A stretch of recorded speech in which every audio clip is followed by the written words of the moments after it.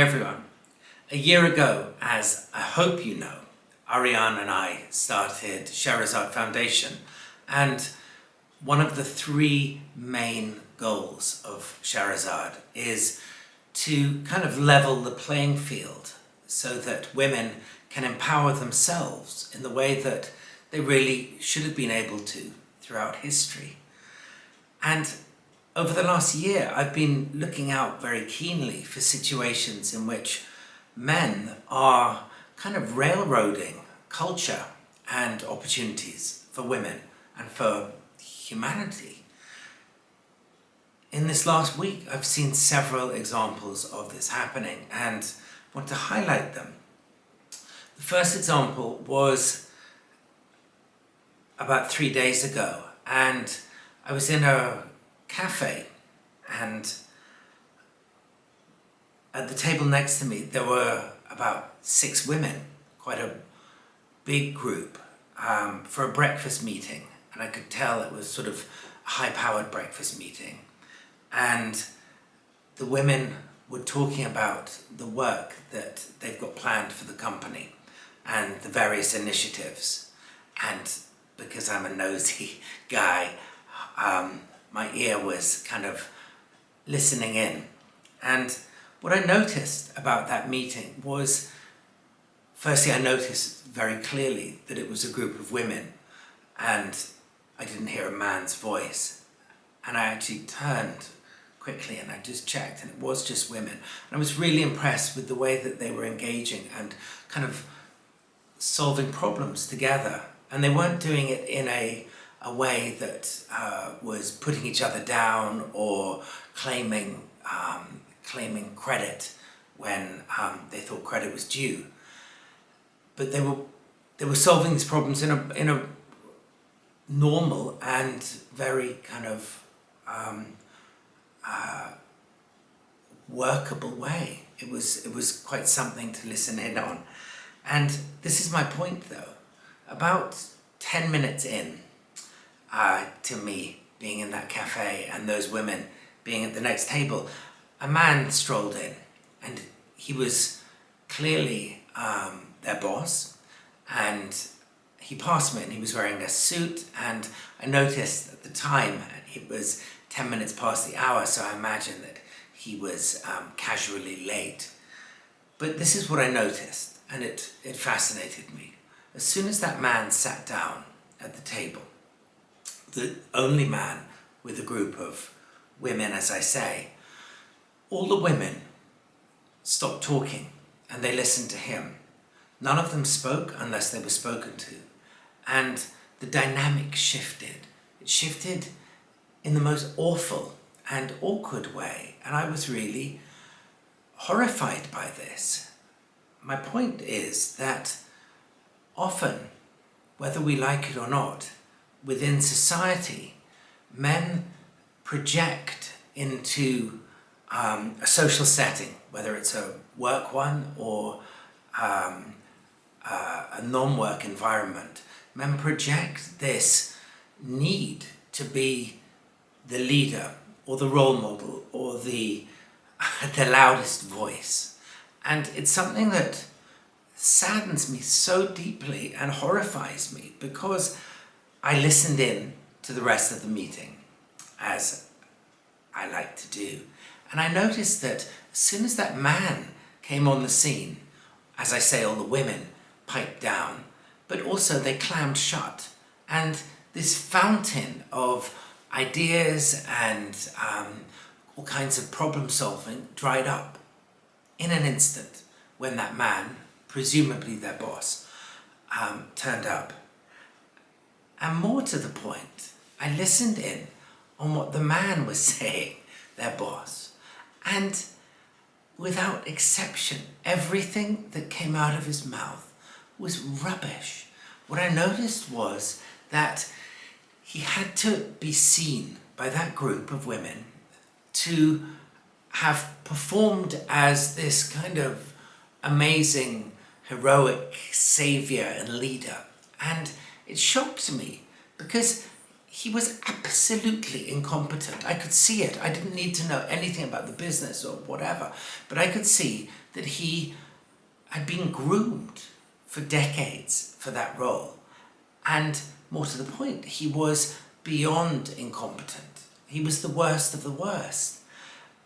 And what we're trying to do at Sherazade Foundation is try to kind of shake things up and recalibrate. We're trying to tell women, please, you are the natural problem solvers of human culture. You don't need these astonishingly incompetent men, and you certainly don't owe them anything. The other thing that happened to me this last week, and I should say I'm in Cape Town at the moment, and I took my car for a car wash because it was absolutely filthy, and it happened on Friday last week. I noticed that at the car wash, which was at a gas station, all the people who were actually pumping the gas were men. And at the car wash, just beside the gas pumps, the petrol pumps, there was the car wash. The manager of the car wash was a man, and working for him, doing the actual work, the only people doing hard work at the entire place, were a group of about 8 women, and they were dressed in blue overalls, and they were scrubbing away at cars. And after my car had been cleaned, and beautifully cleaned, there was a problem with the seat, and it kind of went all floppy, and we couldn't get it to kind of stand upright like it's supposed to. It went kind of flapped back.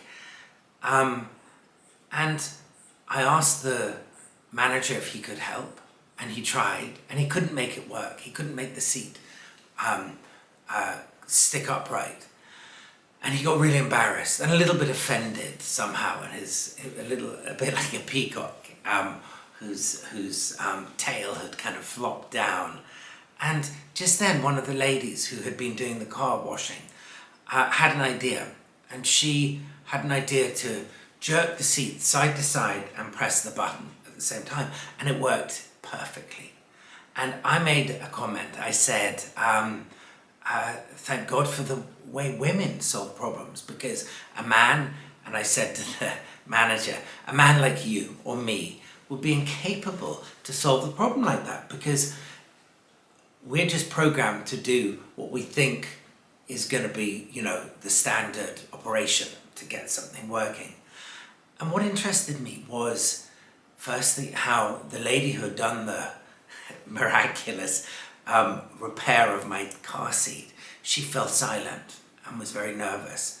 And in the same moment, the manager, her boss, got all angry, and he shouted very loudly, well, she only managed to do it because I had set it up for her, and I really did all the work. I organised it so the seat was in the right position, so all she had to do really was touch it in a certain way.